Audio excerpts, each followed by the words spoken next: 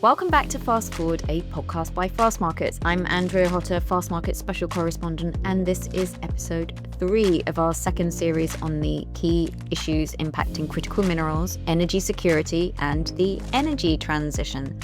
I'm joined by my friend and colleague, William Adams, Head of Battery and Base Metals Research at Fastmarkets. Will, how are you doing? Yeah, good. Good to see you, Andrea. Good to be back on the podcast. As you can imagine, it's been an extremely busy time with President Donald Trump around his tariffs, and sometimes they're on, sometimes they're off. So yeah, keeping us on our toes, let's say. It certainly has been busy. Have you been traveling at all, or have you been kind of tied to the desk with everything that's been going on? So more recently, I've been in the office and haven't travelled. Some of the other team members, they've been off in Korea and in China at our battery conferences there. But no, I've been behind the desk trying to keep up with the tariffs. And the markets are just amazing. I mean, they've been all over the place. So really interesting times. It's very interesting. I was at the SAFE Summit in Washington, D.C., and I was actually there on Liberation Day, as it's been called, when the reciprocal tariffs were first properly announced. It was such an interesting time because everybody was just glued to their phones or their television screens trying to work out what was happening. And I think it was interesting in that, although a lot of these tariff things have been well telegraphed, I think when they actually hit, it was like, oh my goodness, they are actually going ahead. It wasn't like all crying wolf, but it's actually gone ahead. Yeah, So hence we saw such big reactions. for sure. Yeah. Well, I went from there. It was even more interesting. I went from there to Santiago, Chile for the annual CESCO Industry Week, and I got to see a lot of my copper friends and sources from around the world who are similarly very focused on the potential impact of Section 232 tariffs because there's a big investigation ongoing there as well. And maybe by the time this goes live, there may have been some results. There's a lot of talk around it coming early, but yeah, fascinating times. All right, well, today we are going to be talking about rare earth elements. And as we'll learn, they have a strangely inaccurate name and are at the center of a race to secure critical minerals and dial down reliance on the biggest producer, which, you guessed it, is China. Trade tensions between China and the US have gone into overdrive, with China suspending exports of certain rare earth minerals and magnets that are crucial for the world's car, semiconductor, aerospace, and defense industries. That was in retaliation for those tariffs we were just discussing that were imposed by the US. Now, we recorded the interview coming up before this escalation had happened, and by the time the audience hears this, things may have changed again. But to our guests, I spoke with Rowena Smith, the CEO of Australian Strategic Materials, which is mining in Australia, refining and processing in South Korea, and looking at adding an additional plant in the United States. And the company's also considering moving into the production of magnets as well, which we'll hear about later. And I also spoke with Ahmad Ghahreman, the co-founder and CEO of Cyclic Materials, which is working to recycle rare earth elements from magnets and has funding from the investment arms of Jaguar Land Rover, BMW, Microsoft, and Amazon, among others. So, shall we hear what they have to say?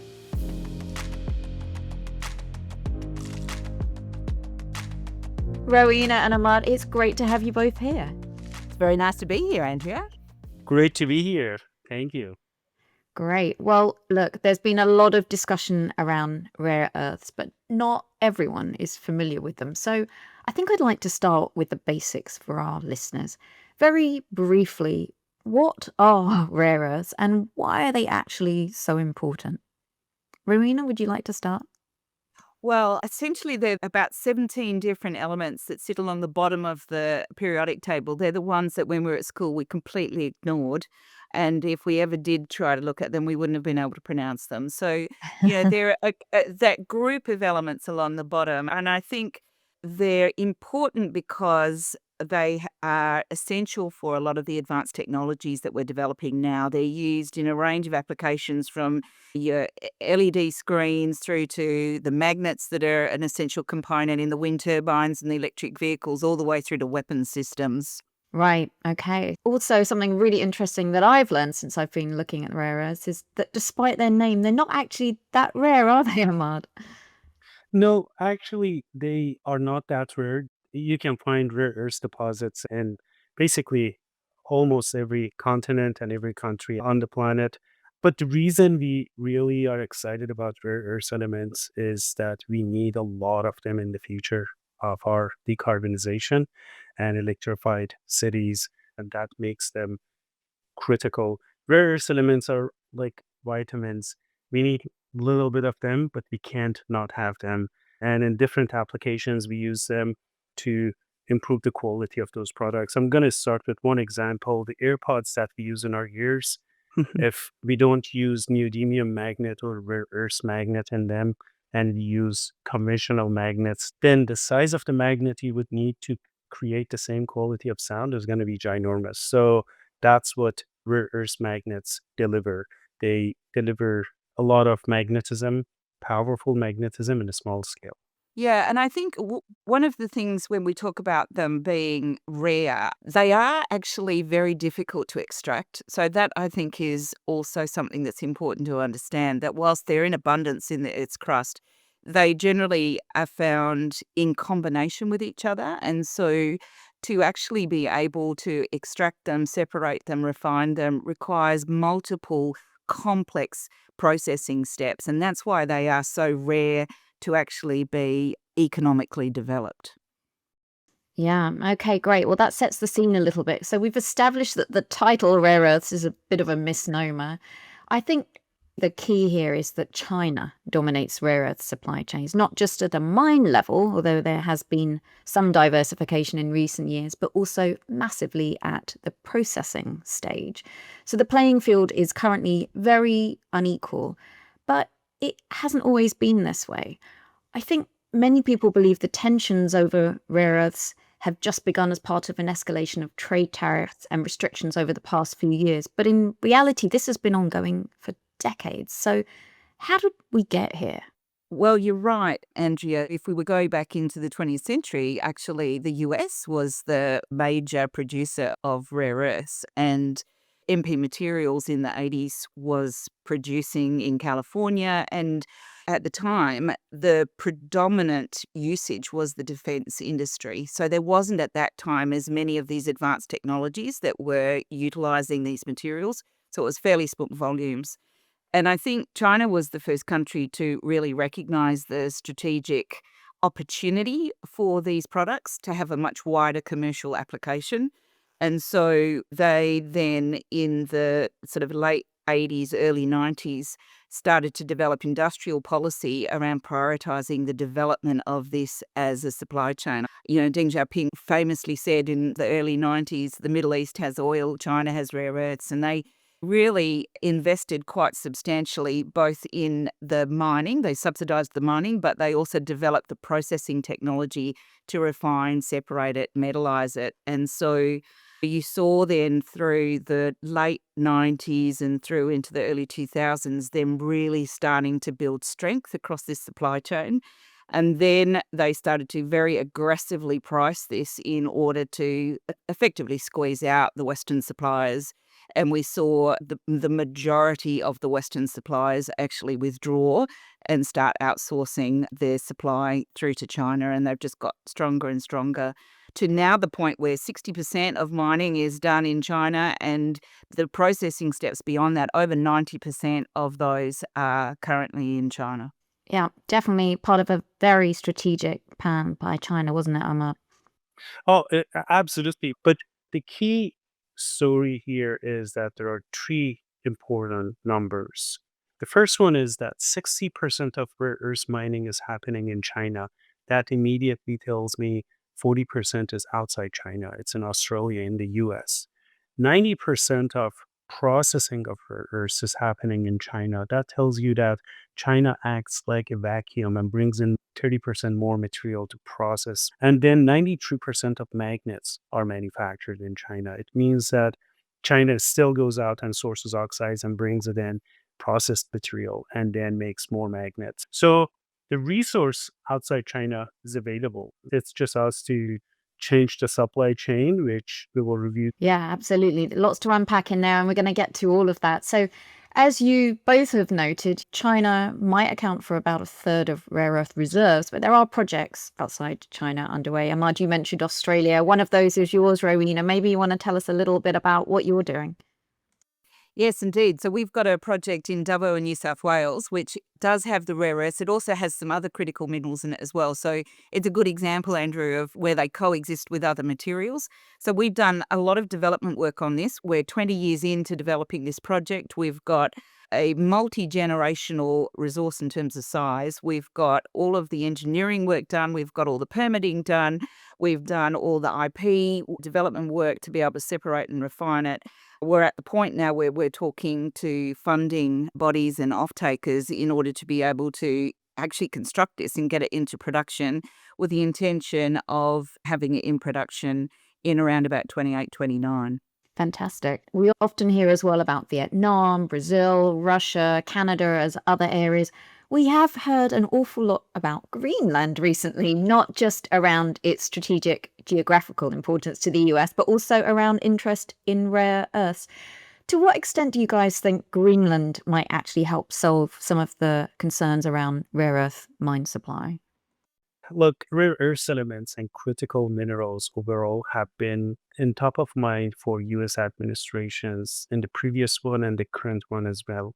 We all understand how critical these metals are for our decarbonization and for our future. Every single opportunity of rare earth elements is of value to be looked into. Greenland might have rare earth deposits, but of course, Australia, Canada, US itself, many other countries come in Africa, several deposits. So there are lots of opportunities out there, and of course, recycling on our side as well. So all those opportunities are equally important to be looked at.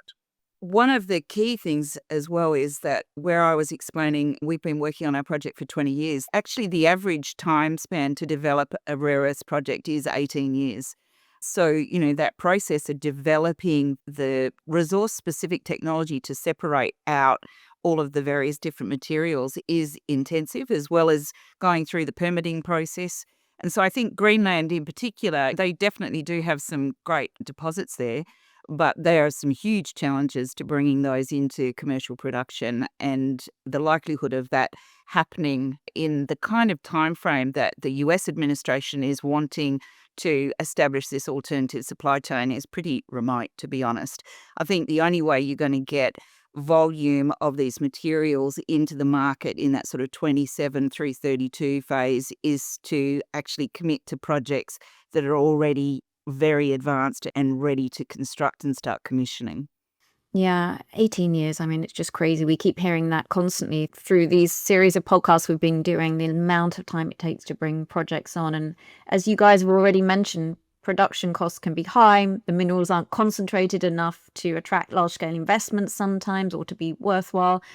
Mining isn't the only stage. Also, refining, processing, producing magnets and other products is a bigger problem because that's where the West is highly dependent on China, as both of you noted. Many mining companies send their rare earth products in concentrate or oxide form for the final stages of processing and metallization to China because they're not set up to process them themselves. So this obviously has to change. Ahmad, what needs to happen? Well, it's true. The majority of supply chain and downstream for rare earths processing and magnet manufacturing is in China. The stats are there, 90% plus. But I'm optimistic again, and the opportunities outside China exist as well. There are plants outside China operating. The technology is available outside China. There are magnet companies manufacturing magnets outside China. So every single piece of the supply chain does exist individually as an island, isolated outside China. Now, tying that all together takes an effort, but we have started to put that energy and timeline in a few years back. Metallization is growing in multiple companies. So that supply chain shows signs of being alive and grown outside China. It's not there yet. It's not producing in mass volumes, but I'm confident we are inching close to that. It sounds like vertical integration would be key here. Rowena, I know this is something I think you're quite passionate about from your project, right? Absolutely. One of the challenges we found when we were developing Dubbo over the years is you can't get a project up unless the rest of the ecosystem is there. And that ecosystem hasn't been there historically. And so many years ago, we started looking at coming down that supply chain. And our strategy is to go from mine all the way through to the alloy that is the precursor for the magnet production. And so where we talked before about what we're doing in Dubbo and New South Wales, developing that project, and we'll take it there all the way through to the high purity oxides. What we then have already committed to is building the first metallisation facility in Korea. So that's been up and in production, producing the light rare earth metals and those specialist alloys that are the main constituent for those high performance magnets. We've been in production there since 22. And we've been working, particularly in the last 18 months, going through the qualification process with all the various different emerging magnet producers outside of China. So I completely agree with Ahmad's point. We've got emerging magnet producers in Korea, we've got them in Europe, we've got them in the US. So we are seeing it happening, but we built our plant in 2022 and we've been waiting for the rest of the ecosystem to catch up. So it's moving slowly. That was going to be my question, because presumably if it was this easy to do, then we'd have already done it, right? So why haven't we? What's holding us back in this ecosystem? My view is the midstream was missing. So we did have resources outside China. We did consume magnets in our products, but the midstream was missing in the supply chain. And that includes from processing of the concentrate to processing of the oxides, then metallization, magnet making. Those pieces of puzzle were missing and they were in China. But that, again, I use the word intentionally, that is being untangled. We are bringing back those pieces of industry outside China. But the pace also has been really fantastic and really fast in the past few years. A lot of those supply chain units that didn't exist a few years ago now does exist outside China, and that's phenomenal to see. For instance, in our case on recycling side, we just started the company in 2021. We shipped out our mixed rare earth oxide in 2024. That's basically 3 years. So getting there is possible. Doing that by intention is another thing, I guess. I think part of the issue is there is no silver bullet. There is no one issue that if you solve that, then it's all going to flow. Taking it through to oxide is really capital intensive. So then you've got to find funding. And I think to expect the private investors to come toward it, then there needs to be a lot more certainty about pricing. And I think the point that I would really emphasize is there's been a very deliberate strategy to price the intermediate products along this supply chain at prices that don't support investment. And that's been a deliberate strategy. It's been very effective at disincentivizing Western investment into this supply chain. And if that continues to be the case where product is being offered sub-cost, not just sub-cost of the Western supply chain, but actually sub-cost of what it's actually really costing to do in China as well, then that's going to be very difficult to establish an alternate supply chain. If the end users are not prepared to move away from that super cheap product to something that is actually more appropriately priced, then again, you're not going to see the offtakes that ultimately underpin the funding of these investments. Well, let's jump into pricing, but we can come back to some of the downstream in a second. As you mentioned, that price of rare earths is often a China price because of the country's supply and customer dominance. So how do you see this evolving in the coming years in terms of actually finding that benchmark? Is there an alternative out there? What does the industry need? So currently, I don't believe there is a universal alternative to Chinese prices. So there are forces and intentions and need to walk away from that and create a separate pricing model. So seems like traceability and sustainability of the material that you produce is going to have an impact on how people view that material. For instance, on the recycling end of rare earth elements, for us, traceability on where we collected this material, where we processed it, who did we hand it to, and which product that did it end up to, adds quite a bit of value to the company. So maybe perhaps with different value add things that you provide to the customers, maybe it becomes possible to discuss different alternatives for pricing of the rare earth oxides. I can tell you a lot of excitement is out there with companies to look into alternative pricings, but I don't think there's a universal solution for that just yet out there. I've seen few models proposed. Yeah, I'm just going to wave a flag here for Fast Markets and its own pricing in this area. Please do check that out on our website if you don't already know about it. But one of those things, and Rowena, I'd love your opinion on this. We keep hearing the idea of a price floor mechanism to help operations, a government-backed price floor that guarantees pricing. Does that tick all the boxes, like cutting that financial risk, reducing pricing exposure, encouraging growth, ensuring production is consistent over a period of time? Or is that not really a great option? Look, I think that is exactly the type of conversation that's happening. As I'm sitting talking to off-takers about taking an offtake that would then be a bankable offtake for us to help with support funding, we're talking about the fact that the bankers need to see a floor. And so even if it's just company to company, they may also agree a cap, but they're agreeing on some sort of basis that's considered to be fair, that, all right, this is the range that we commit to. So those conversations are definitely happening. But I think until we've got enough volume outside of the China supply chain, you're not going to be able to have a proper market price. You've got to have some sort of transition arrangement that helps to establish these early operations that are going to establish the market that then we can work out what fair pricing is. So there is discussion with governments. I know the US government are very active in this discussion at the moment about looking at how do you use the strategic stockpiles? Do you do long-term offtakes in order to be able to get funding in place and then make that available to private customers in your jurisdiction? Or do you have a market of last resort where customers make a commitment, but if it goes below a certain level, that's then when these government guarantees step in? There are also private groups that are looking at how could we create a futures market. So I think it's one of the things, it's not the only thing that is needed, but it is one of the essential things that reduces the uncertainty that is then going to allow private investment to be more confident about stepping into these investments. Do you agree with that, Ahmad? Do you think things like the government being an offtake partner would help solve the issue, or do we need something else? I would rather see something else. Government offtakes are, for instance, Department of Defense. The volume they need is substantial, but in the grand scheme of market size, it's really not that big. So the extent that they can support the market with pricing is really limited unless they do extraordinary things. And I don't see that happening anytime soon through the signs that we have seen from the governments around the world. So with that in mind, I think it's really up to industry itself to come up with creative solutions. Floor and ceiling pricing model, I've seen it. We have had conversations on that with investors, with companies, with uptakers. That is a possible way to do it. And I think that's one of the solutions out there that potentially will eventually will work. I've seen that being implemented in different industries, different metals as well.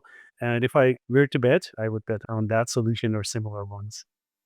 All right. This dovetails quite nicely and going back to the downstream side, because say we build up the processing capacity. Who's the customer? The customer is China, right? Because we don't have that magnet manufacturing capacity. Rowena, I know this is something that your company is considering. So where do things stand for ASM in terms of magnets at the moment?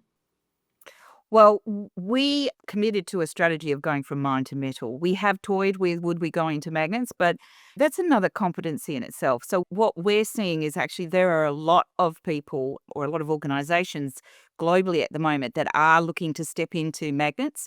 And in fact, what we can see is if we can get it all the way through to alloy and then qualify for multiple different magnet producers, then we can provide economies of scale for that part of the supply chain. And particularly the metallization and alloying is where the least margin sits. So you really want that to be supported, A, in a low cost jurisdiction, but B, you want that to be as much as possible have economies of scale when you're in that production.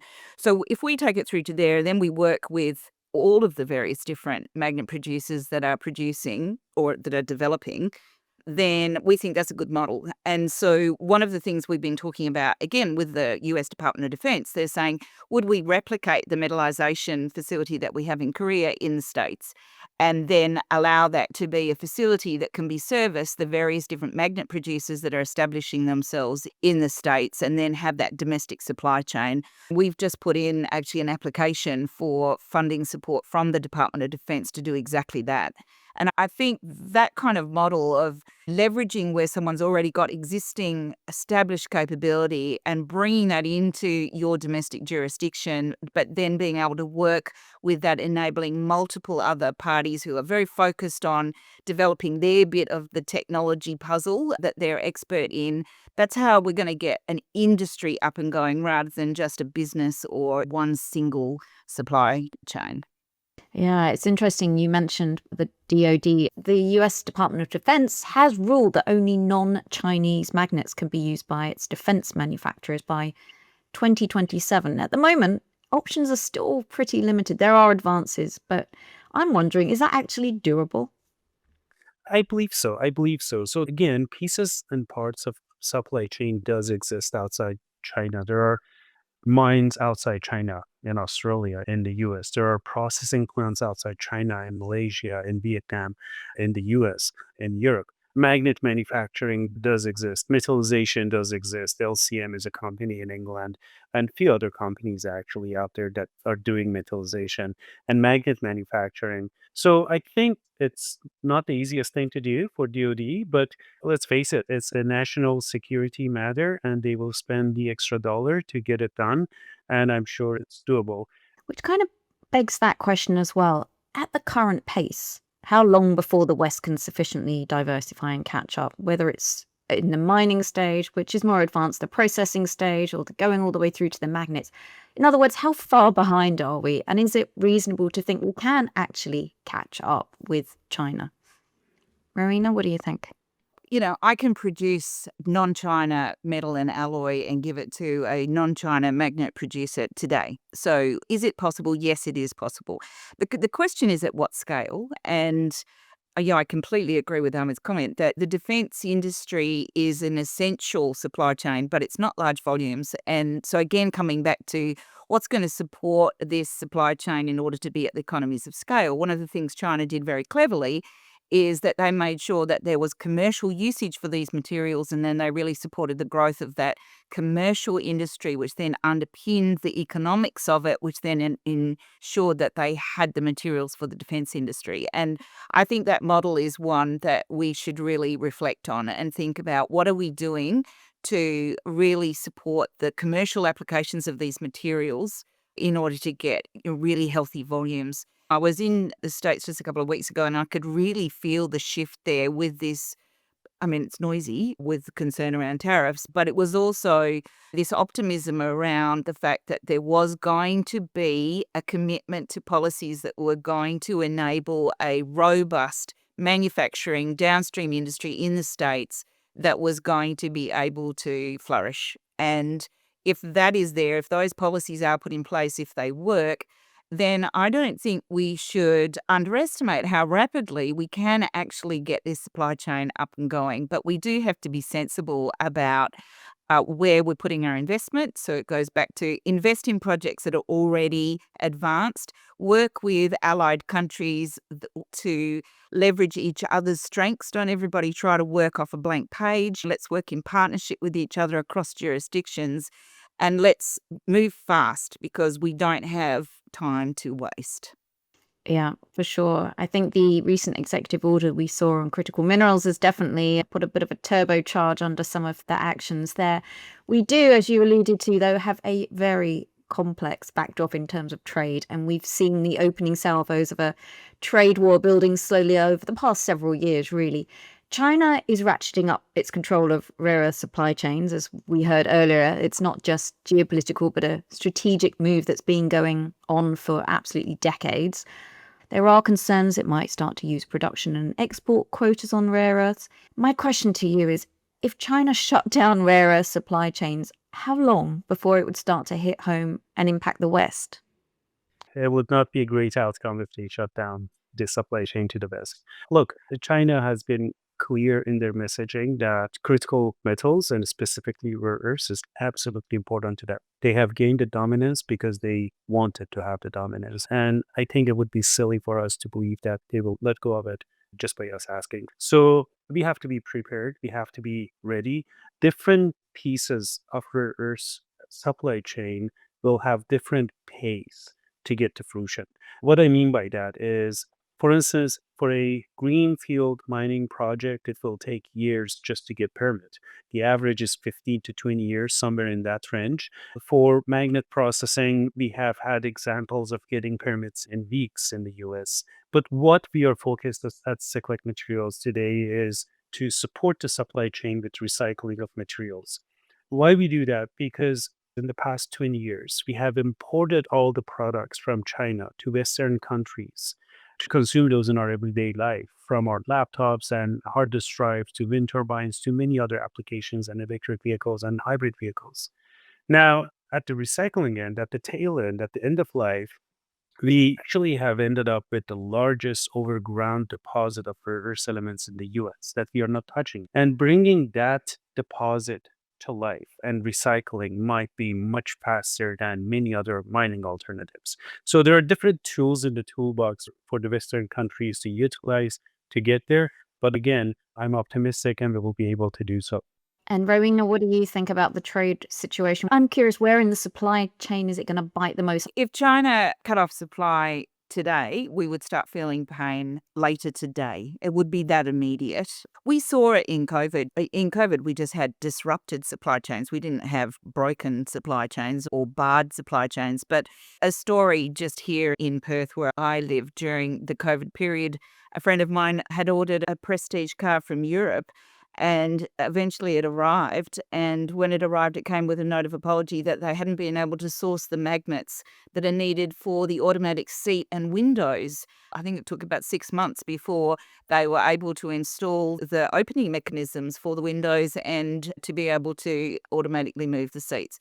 So even during COVID, when these rare earth supply chains were disrupted, we saw that immediately flow through to the producers that are using these materials. We shouldn't underestimate how vulnerable we are when so much of that supply chain is in China. Maybe I add one note here that rare earth elements might be a few $1 billion, $20 billion market, but the reality is they are part of a multi-trillion-dollar economy. So if China today decides not to export anything that includes rare earth element in them, that would do ginormous damage to their own economy as well. So on export of rare earth elements, on export of magnets, they have much more flexibility to control that. But on export of products, final products, I think that would be equally damaging to Chinese economy as well. Yeah, I agree with that. They're very likely to stop the intermediate products, but they're going to want to still export their cars, for example. Yeah. Do you think we could see a complete change of approach and President Trump negotiates with China over key strategic issues, including rare earth elements? He cuts some kind of deal because he definitely is somebody who's known for the art of the deal in his own words. What do you think about that option? Oh, it's possible. It's possible. I love the book Art of Deal. I think it's one of the possibilities out there that he makes a deal with China, and this ends up being part of the possibilities as well. There are a lot of challenges between the two countries to discuss before to get to rare earth elements. In fact, having access to solid, robust supply chain of rare earths for US would be a negotiation power piece, would be a nice card on their table before they go into the negotiations with China. So having the supply chain of rare earths within the borders of US, I would imagine would be an important thing for President Trump before he starts negotiations and making a deal. That is the Japan model, I think. If you look back to 2011, when China did weaponize rare earths and cut off Japan's supply, and that had an immediate effect. That's why Japan then did take that early strategic commitment to developing an alternative. But they didn't replace China as their primary supply chain. They just made sure that they had an alternative, and they worked with Lynas, the Australian producer, and government worked with corporations together in Japan to make sure that they supported that supply chain through all of the price attack that it came under through that period.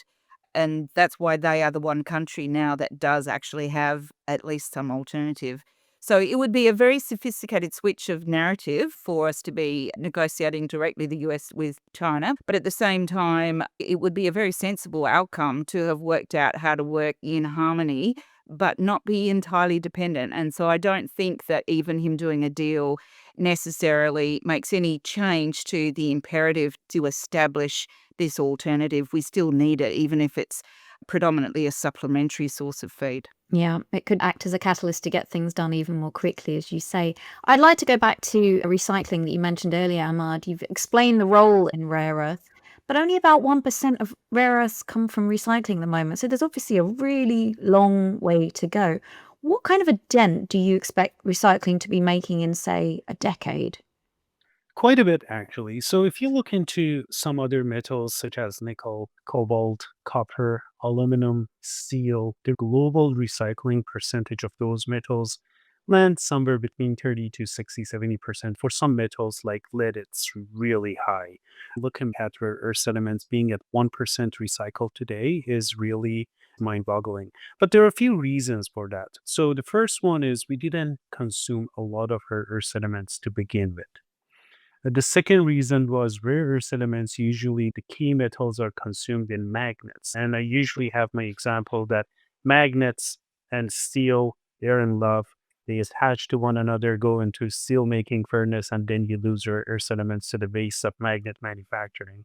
So that has been the classic way how we lost rare earth elements in this space, and no technology available to undo that. For us at Cyclic Materials, if we do everything that we have in our plannings right, by 2035, about 30% of the rare earth elements that we will need will be in deficit.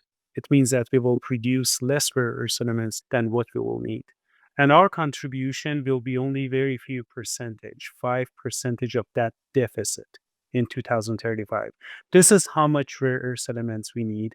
And that's why we need everybody to be around the table. Mining is crucial. We need more mining of rare earth elements in this space, and we need recycling of this for the sake of decarbonization and access to the material with better supply chain and less geopolitics challenges. Yeah, and the technology at the scale to make it efficient. Rowena, what's your opinion on the recycling side? Absolutely agree with what was just said. It's an essential part of the mix. I said earlier on, there is no one silver bullet that if we just do this, it's going to deliver everything we need. The deficit that's being predicted is so large that if we don't commit to every avenue, we've got no chance of really meeting it. And I think it's partly the mining and processing. It is working across jurisdictions in partnership. It is definitely looking at recycling. And I think there's also a role for substitution. So there's certainly thought around how can we use less dysprosium and terbium in some of the applications and still get the performance that we need. But also, where are the times where you could use a lower performance magnet and you don't need to have these higher performance magnets? And actually, all of that is going to be needed if we are going to address this deficit that we're predicting over the next 10 years. I am very glad you brought up substitution because I did want to ask you that before we round off the podcast. Obviously, rare earth elements, they're unique in terms of their specifications and properties and characteristics, which typically means they're quite difficult to replace. Is substitution possible? What is it going to take to find them? What impact might it have? So 95% dollar value of rare earth elements is used in magnets. If you can substitute rare earth elements with lower cost rare earth elements in the magnets that are high performance, we should do that. If we could substitute rare earth elements with non-rare earth elements and metals simply because of cost, availability, and carbon footprint of rare earth elements, which are quite high versus other metals, we should do that. But doing so is not straightforward and simple. The magnetic power per unit of volume you can get from rare earth magnets is quite substantial. That makes the electric motors with those magnets most efficient electric motors that we know of on our planet. Let's take electric vehicle as an example. The battery pack in an electric vehicle is the most expensive part of that electric vehicle. Now, if you're spending a lot of money on that battery pack, it is just wise and makes sense to tie it up to the most efficient electric motor to utilize that energy. And that's why permanent magnets with rare earth elements are really popular in auto industry, for instance. Now, substituting rare earths with other metals, there are initiatives, there are companies focusing on that, but it has proven to be more difficult than we believed few years ago. Yeah, Rowena, in 2023, Elon Musk talked about moving away from rare earths for magnets in his cars. Do you think it's viable? Where are we with that situation? Well, as Ahmed said, there is nothing to date that actually delivers the same performance. So if you are going to move away from a rare earth magnet, then it means you're moving away from a high performance magnet, and then you get the inefficiencies that are attached to it. So there are times where perhaps you don't need the high performance, where you could look at it. There definitely are a lot of clever people at the moment looking at how they can use less of the rare earths and still get enough of the high performance. So that sort of conservation, but actually doing without them completely, you will have quite a heavy car. Yeah, they may not be like their name rare, but they're actually pretty rare in what they can do. Guys, this has been amazing. Such an interesting conversation. Obviously, rare earth elements are a high stakes game at the moment in terms not just of national security, but also in economic and technological competitiveness. So it's been great to hear more about the implications for various industries and also to understand the diversity of their end use demand sources. I've learnt a lot, and it's not hard to see why rare earth elements are so important. So thank you very much for your time today. Absolutely. Thank you so much. It's been a real pleasure. Will, I found that whole discussion super interesting. Yeah, absolutely. And I think across all the metals, China plays such an important part. And we see that in the battery raw materials. There is a bigger footprint in the battery raw materials, but in the rare earths, so much is controlled by China. And when you're talking 60% on the mining, when you're talking over 90% on the processing, and all the years of experience, there's no question that China is the incumbent producer and with a very concentrated supply chain. And it was so interesting that it hasn't always been that way. As we know, the biggest suppliers, I think it was until 1948, were India and Brazil. And in the 50s, it was South Africa, then the US in the 60s, 70s, and 80s. And since then, it's been China. So we do know it's possible to change this as well, because as Ahmad said, there's still a lot of resource available to mine outside China, and you could co-locate the rest of the supply chain there. Yes, that is the thing. But the key problem is time and know-how and the huge head start that China has. And that complicates the picture. It really is going to be very difficult for players outside of China to catch up. If you look at the know-how, these are very complicated minerals, elements to actually extract. Their chemistries are very similar, so it's very hard to actually extract them and separate them all. In the situation right now where supply, exports from China are threatened, you don't have the luxury of 18 years. And I think another one of the big conundrums seems to be, as you said, about the concentrations. They're not found in concentrations high enough to extract them economically as well. So that's another big problem, because that means global annual production is notably low in comparison to many other metals, which really doesn't help in terms of developing new sources, does it? No, that's right. But obviously demand is going to increase significantly with a whole lot of new technologies.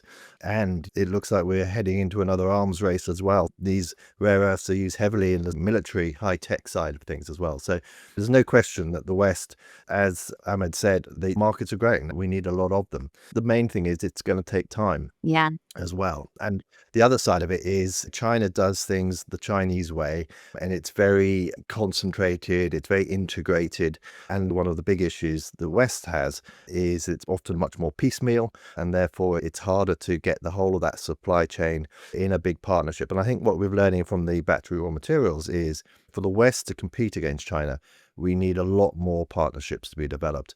And we also need it to be done on a scale so you can get the benefit of the economies of scale as well, which means that it's not just the government needs and their military needs and things. We need the whole industry to be looking and prepared to be supplied by Western companies. And that will take time, and it's bound to be more expensive as well. Yeah, and I thought there was something really interesting that Rowena said. She touched on an example from history that wasn't so long ago. It was 2010, but she talked about Japan and how it started to diversify, and it boosted R&D, started to look at mine projects domestically, invested in projects internationally, including in India and Australia, started recycling, stockpiling. I mean, that's a list that we should be taking as a kind of a guideline now. And the dependence on China by Japan for rare earths has gone from 90% to below 60%. Unfortunately, I think because of the Chinese current position and their dominance in this, I think China has found its sort of trump card, if anything, and that is the rare earths. They have got the world over a barrel, really, because we just can't catch up quickly enough. So it's going to be really interesting. And the whole of these metals have been, as we're seeing in so many different things, weaponized. So I think China has found the West's weak spot. Absolutely, and weaponization is the right word. I think then it might be worth talking about what we're seeing happen as a result of tariffs. Now then, on April 4th, the Chinese government ordered restrictions on the export of 7 heavy rare earth metals, which are refined entirely in China, as well as rare earth magnets, 90% of which are produced in China. So, as you said, over a barrel, that definitely sounds right there. So the metals and the magnets made with them can now be shipped out of China only with special export licenses, but China doesn't have a licensing system for these in place. So while they create one, shipments are effectively suspended. So that's creating a big problem. Now, come on, Will, let's go through the names of these 7 heavy rare earths. I've been practicing, so I kind of want to do this. Okay, you said it. So I'm going to go with samarium, gadolinium, dysprosium, scandium, lutetium, terbium, and yttrium. So there you go. And yttrium is actually named after a little village in Sweden called Ytterby, where it was discovered in the 1700s. So there is my fun fact. I'm going to get dozens of people telling me I totally mispronounced these now, but there you go. I had a go. Yeah, well done. There are 2 parts to this, I think. One is because a licensing system hasn't been worked out yet, that will cause an immediate disruption. But who knows? They could hold back even longer. Whole industries are really in need of these things. So they'll have a certain amount of stockpiles. But if China wanted to play hardball, it could have significant implications. And I think that's one of the reasons why we're seeing President Donald Trump has pushed back on some of the tariffs he's done. I think hopefully some common sense will come of these negotiations. Yeah, you're right. I mean, we're talking about everything from cars, drones, jet engines, robots, missiles, data centers, smartphones, spacecraft. And remember what Rowena said about the immediate impact. Her friend who bought her car, and it took 6 months to get windows that open because they didn't have the magnet. So it's really fascinating. I guess the other side of it as well is there's been very little progress on substitution. Yeah, it's going to take time to build up an alternative supply chain on things that we know about. If you can imagine looking for substitutes, that's going to take even longer, I'd imagine, because you're going to have to get the know-how and everything else. I think Rowena said bringing on a new mine could be 20 years or 18 years. Even if we halved that to 9 years or so, it's still too long, and we still need to find solutions. And the solutions, I'm afraid, have to be diplomatic because, as I said, China does hold the cards at the moment. So where there is some Western production and it's in its infancy, and if they can get it right, and we often have delays in starting up these things, but hopefully things do run smoothly. And then it should be hopefully easier to scale up, but you're still talking years probably before we have a supply chain which the West can totally rely on, and we can reduce our need for China. But better still, let's build up the Western supply chain, but at the same time still have trade deals with China. If you are listening to this and wondering how to make sense of this fast-moving and incredibly opaque sector, then I wanted to give us a shameless plug for Fast Markets here. They have a great suite of prices and news coverage for rare earth elements. Will, do you want to talk about that a little bit? Yeah, so we introduced 5 rare earth prices in 2023, mainly from the oxide type of rare earths. And then last year, we introduced another 5, which were mainly looking at the metals of them. But we did that really to try and shed some more light on the pricing of those rare earths.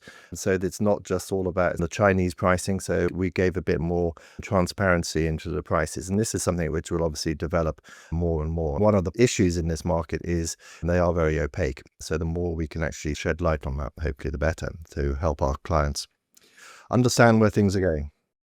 And I would imagine there's a lot of price volatility at the moment with the geopolitical tensions. So yeah, great for companies to be able to plan more accurately and appropriate around this. A quick reminder as well to our listeners that they can catch up on our previous podcasts and discover more about our products, particularly those rare earths pricings that Will was just talking about on fastmarkets.com/podcasts.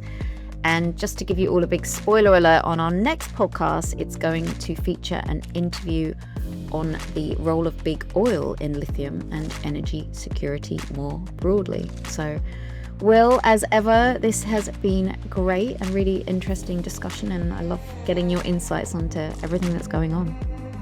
My pleasure. Thank you. Thank you for having me back. See you soon. Fast Forward is a Bearded Fellows production for Fast Markets. Your host was Andrea Hotter, with William Adams featuring Rowena Smith and Ahmad Ghahreman.